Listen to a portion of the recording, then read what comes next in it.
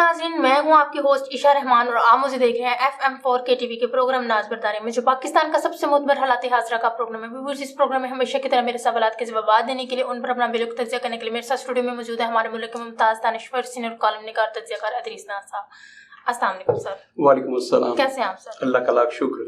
سر، مریم نواز بالآخر لندن پہنچ ہی گئی۔ باپ بیٹی کی ملاقات میں پاکستان کی سیاسی صورتحال پر مفصل بات چیت ہوئی ہے اور پاکستان کے مستقبل کی پلاننگ بھی کی گئی ہے۔ اب ہمارے پاکستان کا سیاسی لاہ عمل کیا ہوگا، آپ کیا کہتے ہیں؟ پاکستان مسلم لیگ نون کا جی، پاکستان کا لاہ عمل تو ان بیچاروں نے کیا بنانا ہے، پاکستان مسلم لیگ نون کا اگلا لاہ عمل کیا ہوگا۔ اچھا، یہ جو سوال ہے نا، خدا کی قسم سچ مجھ میرے تو رونے والا سوال ہے جو آپ نے سوال کیا۔ لوگوں کے لیے بڑا ایزی ہوگا، لیکن خون کے آنسو رو کے اس کا جواب دینا چاہیے۔ اچھا، میں آپ کو نا ایک بات بتاتا ہوں۔ جب پرویز مشرف تھے نا 12 اکتوبر 1999 کو نواز شریف صاحب نے جو ایڈوینچر کیا تھا، پرویز مشرف صاحب کا طیارہ جو انہوں نے کہا تھا جہاں مرضی اتار لیں، انڈیا میں اتار لیں، پاکستان کی سرحد میں نہیں اترنا چاہیے، اور اس کے بعد پھر جو کچھ بھی ہوا، تب پرویز مشرف جو تھے وہ طاقتور ترین حکمران بن کے آئے تھے پاکستان کی تاریخ، مکہ لہرایا کرتے تھے، بڑے طاقتور حکمران تھے، اللہ ان کو صحت تندرستی دے۔ اب وہ بیچارے جس حالت میں ہڈیوں کا ڈھانچہ ہیں، اور وہ آخری دن بھی نہیں گن سکتے، آخری سانسیں بھی نہیں گن سکتے، یہ حالت ہے ان کی۔ پرویز مشرف صاحب جب اس ملک میں بڑے مطلق العنان حکمران تھے، ان کی طاقت تھی، اور وہ چوری برادران کہا کرتے تھے کہ ہم 10 مرتبہ انہیں باوردی صدر منتخب کروائیں گے، وغیرہ وغیرہ وغیرہ، یہ ساری باتیں ہوا کرتی تھی۔ اس زمانے کی بات ہے کہ سارک کانفرنس ہوئی، 7 ممالک کی جو کانفرنس، سارک کانفرنس، اس میں پرویز مشرف صاحب اور واجپئی صاحب بھی اکٹھے ہو گئے۔ ظاہر ہے سارک ممالک میں انڈیا بھی ہے اور پاکستان بھی ہے، کھٹمنڈو میں وہ کانفرنس تھی، تو وہاں پہ پرویز مشرف صاحب اور واجپئی صاحب وہ اکٹھے ہو گئے۔ وہ جو چیئرز لگی تھی سربراہان مملکت کی، وہاں پہ واجپئی اور آگے جا کے پرویز مشرف صاحب کی چیئر تھی۔ اچھا، پرویز مشرف صاحب کو خطاب کے لیے، اور اس سے پہلے کی صورتحال یہ تھی کہ دونوں ملکوں کی فوجیں جو تھیں وہ بارڈرز پہ تھیں، ایسے لگ رہا تھا جیسے اگلے لمحے جنگ شروع ہونے والی ہے۔ اتنی سنسنی پھیلی ہوئی تھی کہ فوجوں کی پیش قدمی آگے بڑھ رہی، انڈیا کی فوجیں یہ ہو گیا وہ ہو گیا، بڑی بھاری موومنٹ ہے، یہ ہے وہ ہے، یہ سب کچھ تھا سرحدوں پہ، اور سارک کانفرنس شروع ہوئی کھٹمنڈو میں۔ تو پرویز مشرف صاحب نے سپیچ کی وہاں پہ۔ پرویز مشرف صاحب نے جب سپیچ کی تو سپیچ پہ انہوں نے بڑا امن کا پیغام دیا۔ انہوں نے کہا جی کہ ہمارے ہمسایہ ملک ہے بھارت، بڑی خوبصورت سپیچ تھی، امن کی باتیں ہوئیں۔ وہ ایک جرنیل کی تقریر نہیں تھی، وہ ایک منتخب وزیر اعظم کی تقریر تھی جو پرویز مشرف صاحب نے کی۔ جیسے ایک پولیٹیکل آدمی کو تقریر کرنی چاہیے نا، وہ تقریر ایک فوجی کی نہیں تھی، ایک جرنیل کی تقریر نہیں تھی۔ اچھا، اب ذہن میں رکھیے گا کہ فوجی کا کام کیا ہوتا ہے؟ بندوق کے ساتھ کھیلنا۔ میری بات سمجھ رہی ہے؟ نوز باللہ میں کوئی جنگ کا اشتعال نہیں دلا رہا، میں تو بتا رہا ہوں فوجی کی ذمہ داریاں کیا ہیں، یہ بات کر رہا ہوں۔ اچھا، جب وہ چیف ایگزیکٹو بن جائے تو ظاہر ہے بھائی آپ نے نرمی پیدا کرنی ہے، وہ تو الگ صورتحال ہوگی۔ اچھا، فوجی کا جو کام ہے وہ بتا رہے ہیں، ایک چیف آف آرمی سٹاف کا، ایک 7ویں دنیا کی ایٹم پاور کا جو چیف ہوتا ہے اس کا سٹائل کیا ہونا چاہیے، وہ نہیں تھا پرویز مشرف صاحب کا۔ انہوں نے وہاں سپیچ کی، اور اس سپیچ میں انہوں نے کہا کہ میں بھارت کے ساتھ دوستی کا ہاتھ بڑھاتا ہوں، تو میں جنگ نہیں چاہتا، وغیرہ وغیرہ، جو بھی سپیچ بڑی خوبصورت ہے۔ آپ ابھی سے نیٹ سے ان کی سپیچ نکالیے گا، سنیے گا، آپ کو مزہ آ جائے گا کہ اتنا دھیما لہجہ اور اتنی خوبصورت گفتگو۔ اس کے بعد پرویز مشرف صاحب نے سپیچ ختم کر کے ایسے سربراہان مملکت کی چیئر تھی تو ایسے چل کے گئے اور سیدھے واجپئی کی چیئر پہ چلے گئے، انہوں نے جا کے ہاتھ بڑھا دیے۔ اب واجپئی تو اس کے لیے تیار ہی نہیں بیٹھے تھے، انہیں تو پتہ ہی نہیں تھا کہ ایسا بھی ہو سکتا ہے، ایک ملک کا چیف آف آرمی سٹاف جو ہے وہ آ کے میرے ساتھ ہاتھ ملا لے گا، اسے تو پتہ ہی نہیں تھا، وہ تیار نہیں تھا بالکل ذہنی طور پر۔ پرویز مشرف صاحب گئے اس کی چیئر پہ اور جا کے انہوں نے آگے ہاتھ بڑھا دیے۔ اسے 30-35 سیکنڈ، آدھا منٹ، اس سے زیادہ سمجھ ہی نہیں آئی کہ میں نے کرنا کیا ہے۔ بھائی ایک ملک کا سربراہ آیا ہے اور وہ بڑا دبنگ ہے، چیف آف آرمی سٹاف بھی ہے، اس کے پاس تمام پاورز ہیں، وہ ملک کا صدر بھی ہے، چیف ایگزیکٹو بھی ہے، اور چیف آف آرمی سٹاف بھی ہے، سب کچھ وہ ہے۔ تو وہ بندہ اس کی چیئر پہ چلا گیا، اس کی کرسی کے اوپر جا کے اور آگے ہاتھ بڑھا دیے۔ تو واجپئی صاحب کو سمجھ نہیں آئی میں کیا کروں۔ آپ وہ ویڈیو ذرا دوبارہ دیکھیے گا، وہ بیچارہ بمشکل، پھر اس کے بعد اسے سمجھ آئی ہے کہ میں نے کیا کرنا ہے، وہ بمشکل اٹھا ہے اور اس نے ہاتھ ملا۔ ہاں، میں نے اس پہ ایک قطعہ کہا تھا، ایک تضمینی قطعہ میں نے کہا تھا کہ اس کا ٹائٹل میں نے رکھا صلح جو جنرل۔ اب دیکھیے جنرل بھی صلح جو ہوتے ہیں یہ تو پالیٹیشینز ہوتے ہیں نا, سیاستدان ہوتے ہیں. وہ کون سا جنرل ہے جو جا کے کہے جی میں صلح کرنا چاہتا ہوں آپ سے, میں جنگ نہیں لڑنا چاہتا؟ کبھی ہو سکتا ہے ایسا؟ لیکن میں نے اس قطعے کا ٹائٹل رکھا صلح جو جنرل, اور اس میں نے کہا کہ واجپئی سے گلے مل کے کہا جنرل نے, واجپئی سے گلے مل کے کہا جنرل نے, آئیے صلح کریں جنگ میں کیا رکھا ہے. واجپئی سے گلے مل کے کہا جنرل نے, آئیے صلح کریں جنگ میں کیا رکھا ہے, جس سے روشن تھی میری آس کی شمعیں یارو, اس نے اپنے ہی چراغوں کو بجھا رکھا ہے. عشاء میں نے یہ شعر کیوں سنایا اور یہ بات کیوں سنائی آپ سنیے. جب یہ سارا کچھ پلان ہو رہا ہے نا جہاں سے ہو رہا ہے, اب آپ دیکھیے سب سے پہلے میں آپ کو اس کی وجہ تسمیہ بعد میں بتاتا ہوں کہ اس قطعے سے اور اس واقعے سے میں نے کیوں یہ بات شروع کی. میں نے آج سے کچھ دن پہلے آپ کے سوال کے ایک جواب میں کہا تھا کہ کہیں بیٹھ کے کچھ چیزیں ڈیزائن ہوئی ہیں, دوبارہ سے ڈرائنگ ہوئی ہے, سارا اسکرپٹ نئے سرے سے لکھا گیا ہے, پہلے سارے اسکرپٹ پھاڑ دیے گئے ہیں. وہ جو اسکرپٹ پہ جس پہ عمران خان صاحب سب چل رہے تھے نا, اور وہ ہر روز ایک جلسہ کر رہے تھے, لوگوں میں بڑی بے چینی تھی, اضطراب تھا, لوگوں نے ڈنڈے سوٹے تیار کر لیے تھے, ہم نے اسلام آباد چڑھائی کرنی ہے اور جا کے ہم نے یہ کر دینا وہ کر دینا.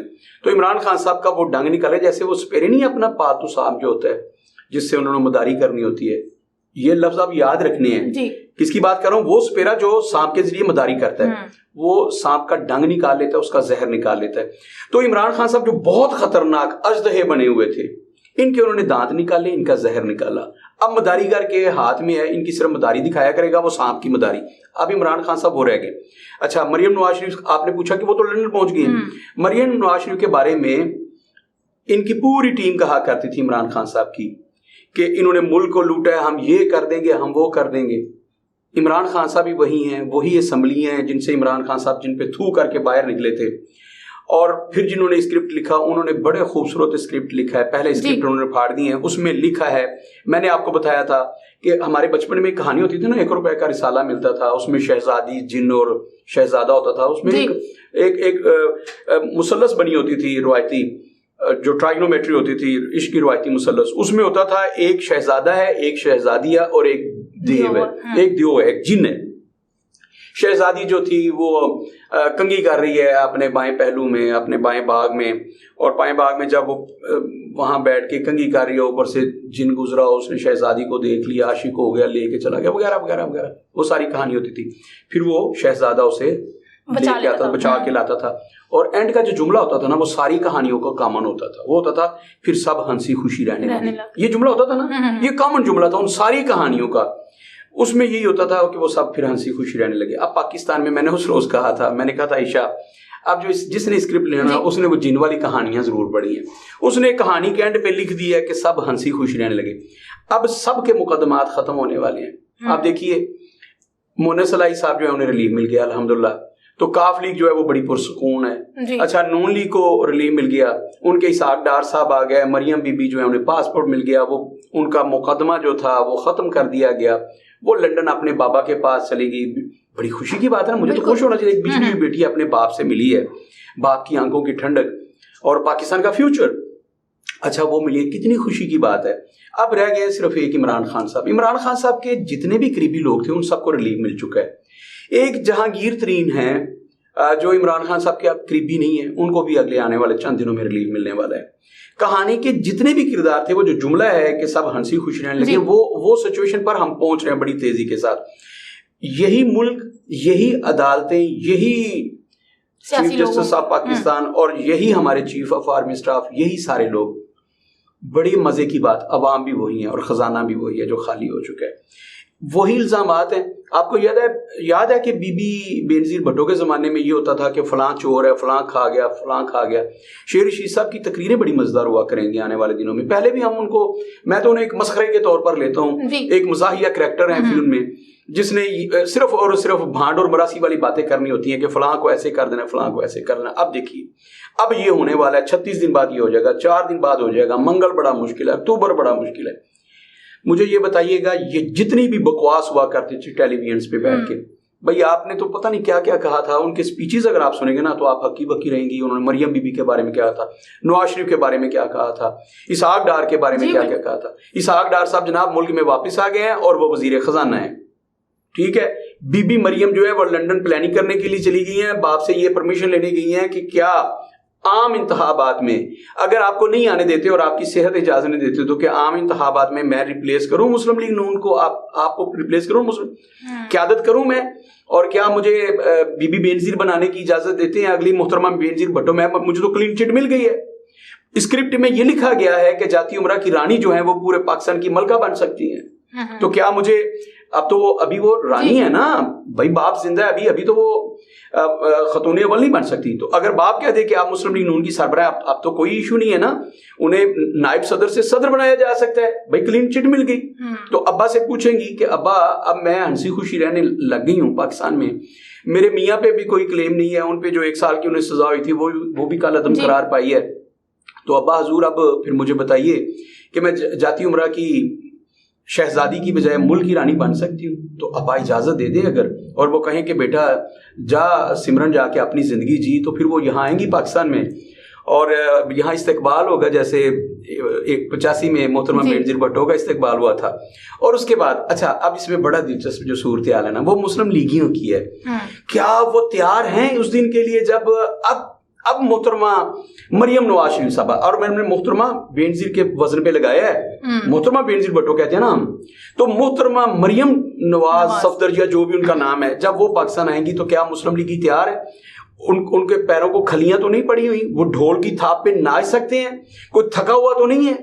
اچھا وہ وہی نغمے گا سکتے ہیں جو نیا پاکستان بناتے وقت عمران خان صاحب اور ان کے لوگوں نے, وہ جوش اور ولولہ ان میں آ سکتا ہے مسلم لیگیوں میں؟ یہ دیکھنا ہے کیا یہ بھی اتنے پیسے جھونکیں گے, اب مارکیٹ میں اتنے جلسے کریں گی جھانسی کی رانی, پورے ملک میں جائیں گی وہ. تو سوال یہ ہے کہ یہ سارا مسلم لیگیوں نے کرنا ہے.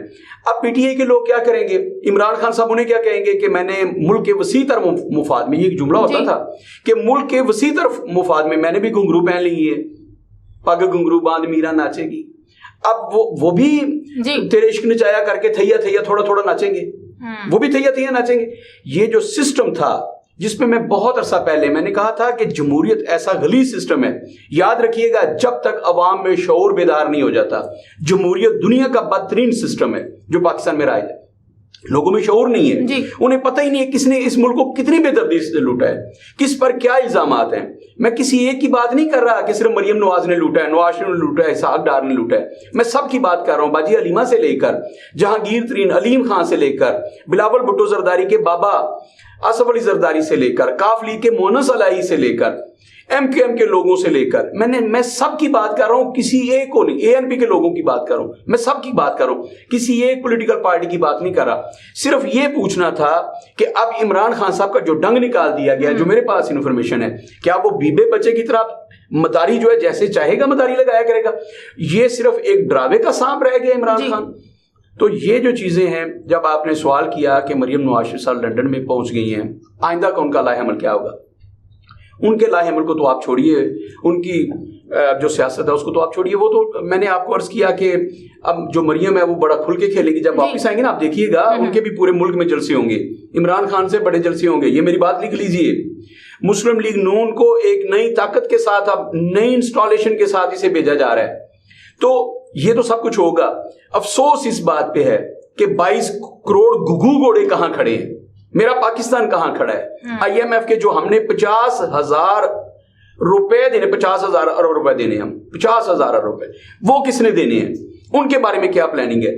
جو لوگ سیلاب کی تباہ کاریوں کی وجہ سے اجڑ کے اپنے گھروں میں ابھی تک نہیں جا سکے, ان کا کیا کرنا ہے؟ ان کو کس نے بسانا ہے؟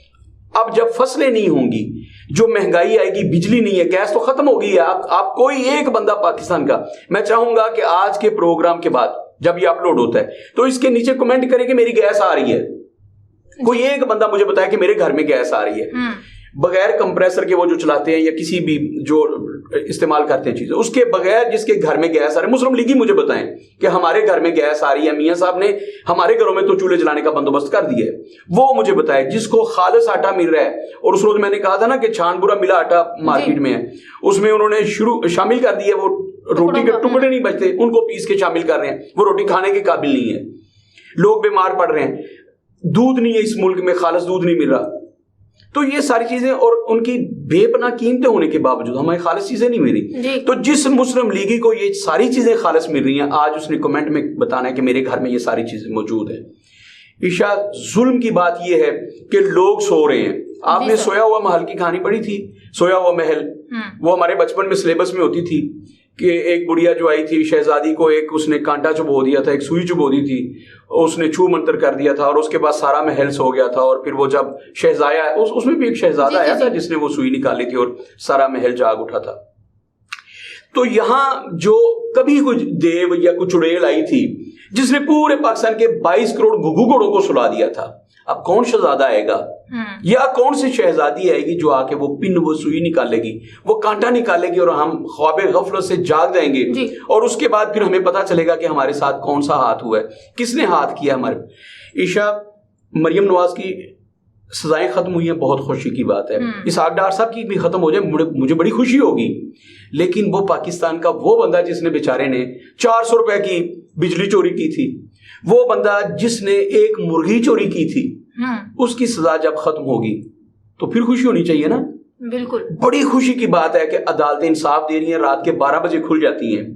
مجھے بتائیے کوئی ایک ایسا جج ہے جو رات کو 12 بجے جیل میں جائے اور لوگوں سے جا کے قیدیوں سے سوالات کرے کہ تم کس جرم میں آئے تھے؟ آپ ایک لطیفہ سن لیجئے, یہ لطیفہ نہیں ہے. کہا جاتا ہے کہ افغانستان کے جو حکمران تھے اس وقت وہ تھے حبیب اللہ خان, غالباً ان کا نام یہ تھا حبیب اللہ. اس کے تو ایک روز وہ قیدیوں کو وزٹ کر رہے تھے, وہ گئے جیل خانے میں تو قیدیوں سے پوچھ رہے تھے کہ تم کس جرم میں آئے ہو, کس جرم میں آئے ہو, تم کس جرم میں آئے ہو, تم کس جرم میں آئے ہو. تو ایک بندے سے پوچھا, اس نے کہا کہ تم کس جرم میں آئے ہو؟ اس نے کہا جی میں تو 15واں قیدی ہوں. انہوں نے کہا اچھا تم 15ویں قیدی ہو, یہ تو قیدی کا نمبر ہے نا, تم نے جرم کیا کیا؟ اس نے کہا نہیں سر جرم چھوڑیں آپ, میں 15واں قیدی ہوں. انہوں نے کہا کیا کر رہے ہو حبیب اللہ خان, کیا کر رہے ہو تم نے جرم کیا کیا؟ اس نے کہا سر میرا کوئی جرم نہیں, میں 15واں قیدی ہوں. انہوں نے کہا یار بکواس چھوڑو, تم نے کیا کیا ہے, جرم کیا ہے تمہارا؟ انہوں نے کہا جی میں 15واں قیدی. انہوں نے کہا تفصیل بتاؤ 15ویں قیدی کیا ہے, 15واں قیدی جو تم نے رکھ لیا. اس نے کہا سر پولیس والوں کی ایک وین گزر رہی تھی, 15 قیدی لے کے جا رہے تھے وہ, تو ان میں سے کسی طریقے سے ایک قیدی جو ہے وہ بھاگ نکلا. تو اب انہوں نے 15 قیدی پورے کرنے تھے, میں وہاں کھڑا تھا ایک سٹاپ پہ, انہوں نے مجھے پکڑ کے اس میں ڈال دیا. میں نے کہا میں نے کیا؟ انہوں نے کہا تم 15ویں قیدی ہو. تو اس نے کہا سر میں 15واں قیدی ہوں. آپ عشاء میں چیف جسٹس آف پاکستان سے اپیل کروں گا, تمام ججز سے, اپنے سیشن جج صاحب سے کہوں گا جیل میں جا کے چیک کریں کتنے 15ویں قیدی وہاں بیٹھے ہیں. آپ کی جیلیں 15ویں قیدیوں سے بھری پڑی ہیں. اور افسوس کی بات ہے کہ مریم نواز شریف صاحبہ کو پاسپورٹ بھی جاری ہو جاتا ہے, وہ باہر بھی جاتی ہیں, حکمران بن کے واپس بھی آ جائیں گی. کوئی 15ویں قیدیوں کی خبر ضرور لے میرے کہنے پہ.